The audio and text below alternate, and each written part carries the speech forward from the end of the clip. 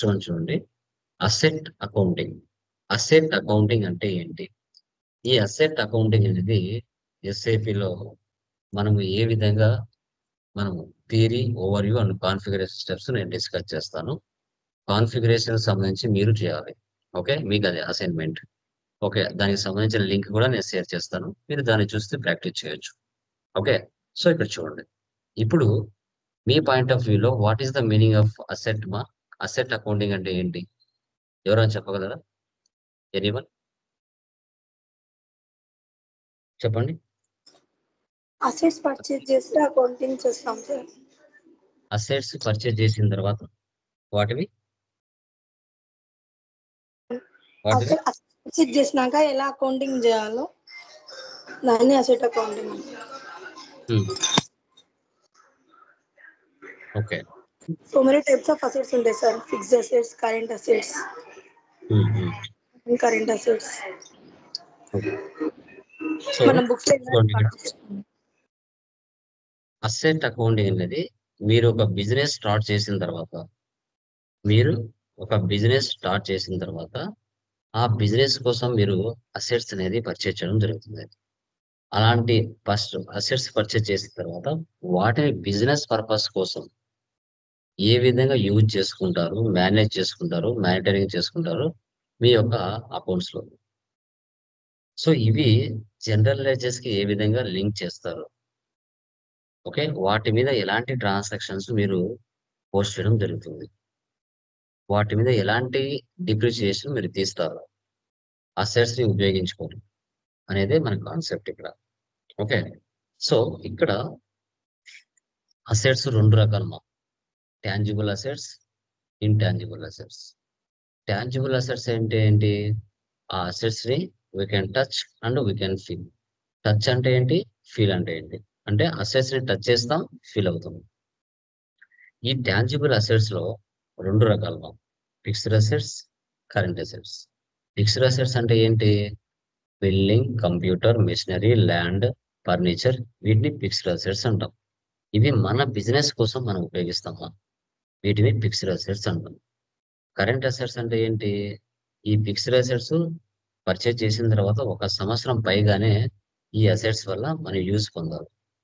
వీటిని fixed assets అంటారు. Current assets అంటే ఏంటి?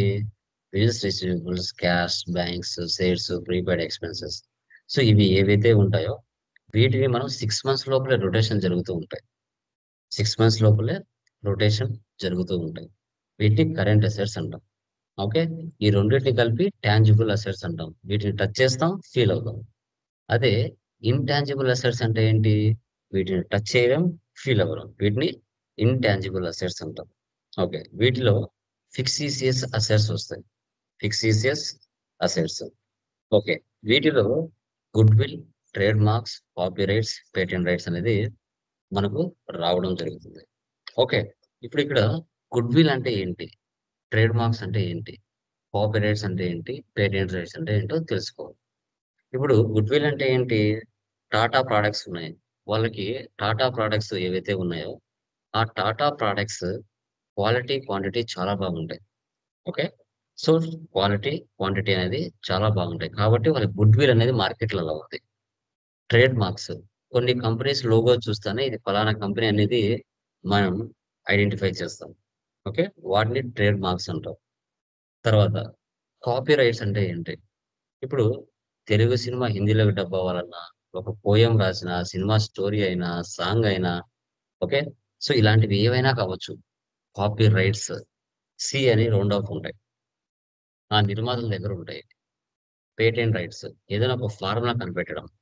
ఓకేనా? ఇప్పుడు ఫర్ ఎగ్జాంపుల్ మన ఇండియాలోకి కరోనా వచ్చింది. అయితే చైనా నుంచి. ఆ కరోనా ఫార్ములా ఎవరు కనిపెట్టారో, అదే ఫార్ములా ఇతర దేశాలు ఉపయోగించాలంటే, ఆ ఫార్ములా అనేది ఆ చైనా దేశం ఇతర కంట్రీలకి లైసెన్స్ ఇవ్వాలి. లేదంటే వాళ్ళు కేస్ వేస్తారు. అవి పేటెంట్ రైట్స్ అని చెప్తాం. వీటిని టచ్ చేయలేం, ఫీల్ అవ్వలేం. వీటిని ఇంటాంజిబుల్ అసెట్స్ అని మనం చెప్పుకుంటాం. Intangible assets. తర్వాత ఇంపార్టెంట్ పాయింట్స్ చూడండి. Company policy. మీ కంపెనీ పాలసీ ప్రకారంగా మీకు నెలకు గాని, సంవత్సరానికి గాని 50,000 గాని మీరు పెట్టుకున్న 50,000 బిలో ఉంటే అది మీరు ఎక్స్పెండిచర్ కింద చూపించుకుంటారు. మీకు 50,000 అబోవ్ ఉందనుకోండి, అది క్యాపిటలైజేషన్ కింద చూపించుకుంటారు. దాన్ని మనం క్యాపిటలైజేషన్ కింద చూపించుకోవడం జరుగుతుంది. ఓకే. సో బిలో 50,000 ఉంటే ఎక్స్పెండిచర్, అబోవ్ 50,000 ఉంటే క్యాపిటలైజేషన్ కింద. అది మీ కంపెనీ 1,00,000 అయినా పెట్టుకోవచ్చు, 50,000 అయినా మీరు పెట్టుకోవచ్చు. తర్వాత క్యాపిటలైజేషన్. సో క్యాపిటలైజేషన్ అనే వాటిని we can show or add the asset value in balance sheet. ఓకేనా? సో ఏంటి క్యాపిటలైజేషన్ అంటే? We can show and add the asset value in balance sheet. వీటిని మనం బ్యాలెన్స్ షీట్ లో షో చేసుకుంటారు, క్యాపిటలైజేషన్ వాల్యూస్ ని. ఓకే, అది కూడా మీరు గమనించాలి. We can show and add the asset value in balance sheet. Yeah, ఇవి ఇంపార్టెంట్ పాయింట్స్. తర్వాత మనకి డిప్రిసియేషన్. ఇప్పుడు మీరు ఒక బిజినెస్ సొంతంగా పెట్టారనుకోండి, మీరు కంప్యూటర్ పర్చేజ్ చేసినా, ఫర్నిచర్ పర్చేజ్ చేసినా, బిల్డింగ్ పర్చేజ్ చేసినా, మిషనరీ పర్చేజ్ చేసినా, 50,000 పెట్టి మీరు కంప్యూటర్ కొన్నారు. అదే 50,000 మీరు 5 సంవత్సరాలకి జీరో అయిపోతుంది. జీరో అయిపోతుంది. ఎందుకంటే ఆ అసెట్ ని మీరు ఉపయోగిస్తున్నారు కాబట్టి దాని వాల్యూ తగ్గుతుంది.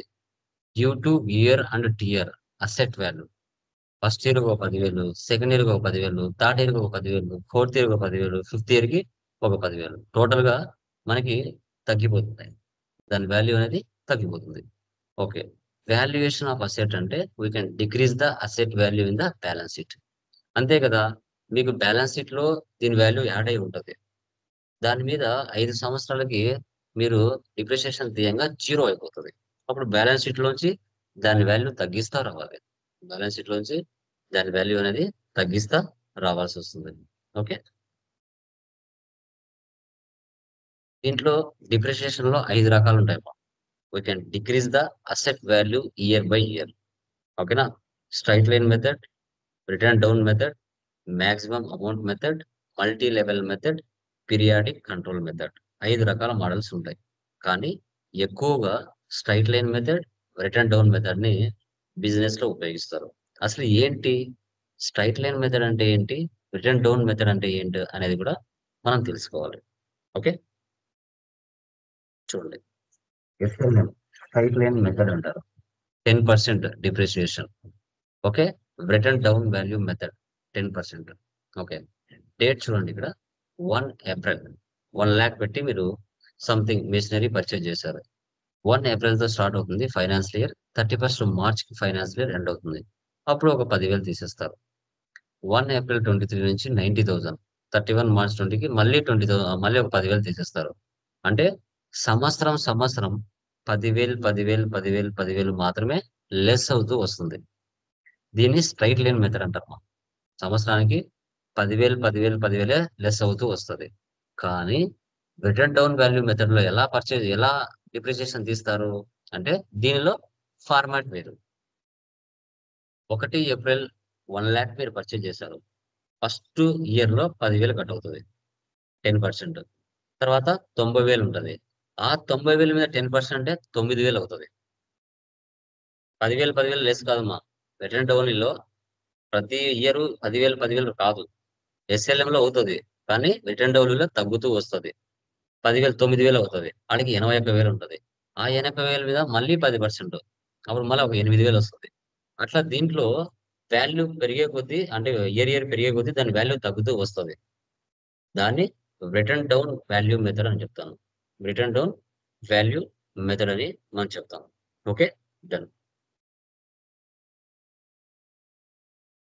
తర్వాత రిటైర్మెంట్ ఆఫ్ వాల్యూ అంటే ఏంటి? Remove of the total asset value from balance sheet. అంతే కదా, మీరు కంప్యూటర్ 50,000 పెట్టి కొన్నారు, 5,000 దగ్గర జీరో అయిపోయింది. ఆ జీరో అయిపోయిన అసెట్ వాల్యూస్ ని బ్యాలెన్స్ షీట్ నుంచి రిమూవ్ చేస్తారు. ఓకే. అది కొంచెం వర్క్ అవుతుంది అనుకోండి, మీరు కస్టమర్ కి సేల్ చేస్తారు. ఏదో ఒక సంవత్సరం వచ్చినా చాలులే అని ఎవరైనా కొన్నారనుకోండి, దాని మీద గెయినో లాసో వస్తది. అస్సలు ఇది పని చేయదు అంటే స్క్రాప్ కు పడేస్తారు వితౌట్ కస్టమర్. అంటే దాన్ని ఇంక పక్కన పడేస్తారు. దాని వల్ల ఇంక ఏం యూజ్ లేదు. దాని యొక్క టోటల్ వాల్యూ అనేది వెళ్ళిపోయింది అనేది మనకు తెలిసిపోతుంది. With customer gain or loss, without customer scrap. అది కూడా మీరు గమనించాలి. తర్వాత అసెట్ ప్రొక్యూర్మెంట్ ప్రాసెస్. ఇది చూడండి, purchase asset from vendor. So and ఒక వెండర్ నుంచి మనం ఏదైనా స్టాక్ పర్చేజ్ చేస్తున్నప్పుడు, ఓకే, ఒక వెండర్ నుంచి మనం స్టాక్ ఏదైనా పర్చేజ్ చేస్తున్నప్పుడు ఆర్డర్ ఇవ్వచ్చు, పర్చేజ్ ఆర్డర్ ఇవ్వచ్చు, లేదంటే వితౌట్ పర్చేజ్ ఆర్డర్ ఇవ్వచ్చు. ఓకేనా? మన రెగ్యులర్ కస్టమర్ అనుకోండి, మనం 1 వీక్ ముందుగానే ఆర్డర్ అనేది పెట్టుకుంటాం. లేదు, ఓకే అనుకోండి, ఓకే, మనం ఆర్డర్ అనేది పెట్టుకోం. అలా ఆర్డర్ పెట్టుకున్నట్లయితే purchase order creation, PO generate చేస్తాం. దాంట్లో MIGO process, MIGO process, invoice creation అని చెప్తాం. మీరో ప్రాసెస్, పేమెంట్ ప్రాసెస్ అని చెప్తాం. మీరో ప్రాసెస్ ని పేమెంట్ ప్రాసెస్ అని చెప్తాం. So without purchase order FDAS 90లో మనం ఎంటర్ చేయొచ్చు. ఓకే, సో అది. తర్వాత అసెట్ అండర్ కన్స్ట్రక్షన్. ఇది చూడండి, ఒక బిల్డింగ్ కన్స్ట్రక్షన్ చేస్తున్నారండి, దాన్ని AUC అంటారు, అసెట్ అండర్ కన్స్ట్రక్షన్. దీనికి సపరేట్ గా ఒక హెడర్ కూడా క్రియేట్ చేసుకోవచ్చు ఈ సెట్ లో. ఇప్పుడు AUC అంటే ఫుల్లీ అసెట్టా కాదా? ఫుల్లీ అసెట్ మీద డిప్రిసియేషన్ తీస్తారా లేదా? ఓకే, ఇప్పుడు మీరు చూడండి, అసెట్ మాస్టర్, ట్రాకింగ్, ఎక్స్పోజెస్, రా materials, labour and expenses. Okay, మీరు ఇక్కడ గమనించాలి, ఇప్పుడు ఒక బిల్డింగ్ కన్స్ట్రక్షన్ జరుగుతుంది, దాని మీద డిప్రిసియేషన్ తీస్తారా తీయరా? చెప్పండి ఎవరైనా. సార్ ఒక బిల్డింగ్ కన్స్ట్రక్షన్ జరుగుతుంది మా, వాటి మీద మనం డిప్రిసియేషన్ తీయచ్చా తీయకూడదా? తీయలేము సార్. తీయకూడదా? ఎందుకు? ఆఫ్టర్ కన్స్ట్రక్షన్ తర్వాత తీస్తాం సార్. ఏంటి? కన్స్ట్రక్షన్ అయిపోయినాక తీస్తాం. ఎస్, ఏదైనా ఒక ఫుల్లీ అసెట్ అంటే ఏంటి? ఆ అసెట్ పూర్తిగా రెడీ అయిపోయి ఆ అసెట్ ని మన బిజినెస్ యూజ్ చేస్తుంది. ఆ అసెట్ ని రెడీ టు మన use. Business ready to use అంటే మనం యూజ్ చేయడానికి రెడీగా ఉంది అని, అలాంటి దాని మీదనే మనము ఏం చేస్తాం, లైక్ డిప్రిసియేషన్ తీస్తాం. అది కన్స్ట్రక్షన్ లో ఉంది, ఓకే. సో ఏ విధంగా దాన్ని మనము డిప్రిసియేషన్ తీస్తాం? తీయలేము. దాంట్లో రా మెటీరియల్స్ అవసరం ఉంటది, లేబర్ ఎక్స్పెన్సెస్ ఉంటాయి, ఇవన్నీ ఉంటాయి. ఓకే, ఇంకా దాంట్లో ఖర్చు జరుగుతూ ఉంటది. అది ఫుల్లీ అసెట్ గా ఇంకా మారలేదు. మారినప్పుడు మనం ఏ విధంగా దాని మీద మనం డిప్రిసియేషన్ తీస్తాం? తీయం.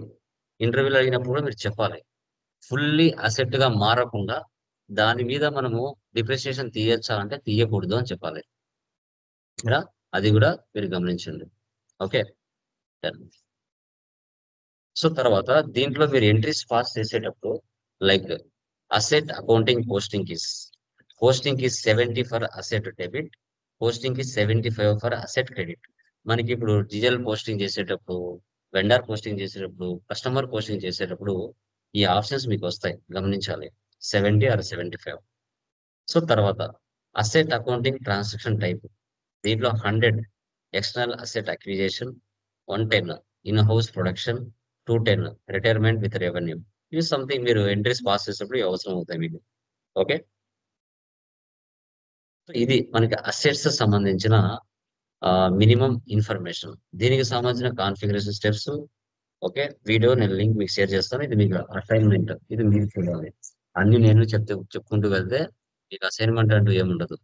మినిమం మీరు కూడా ఎలా, ఏ విధంగా చేయాలి మినిమం అనేది కూడా ఇంపార్టెంట్. ఇంకా కొన్ని టాపిక్స్ ఇస్తాను, అవి మీరు ప్రిపేర్ అయ్యి ఎవరైనా చెప్పగలరా? ఎనీవన్? నా ఛానల్లో కంటెంట్ ఉంటుంది, అదే కంటెంట్ మీకు లింక్ ఇస్తాను. అవి ఫస్ట్ మీరు ప్రాక్టీస్ చేసి ఒక పీపీటీగా ప్రజెంట్ చేసి ఎవరైనా చెప్పగలరా? ఎనీవన్? ఇవి టాస్క్ మీకు. ఎనీవన్ ఎవరైనా చెప్పగలరా? శైలీల, వాసవి, రేఖారాణి చెప్పగలరా? Yes, sir. యా, చెప్పండి.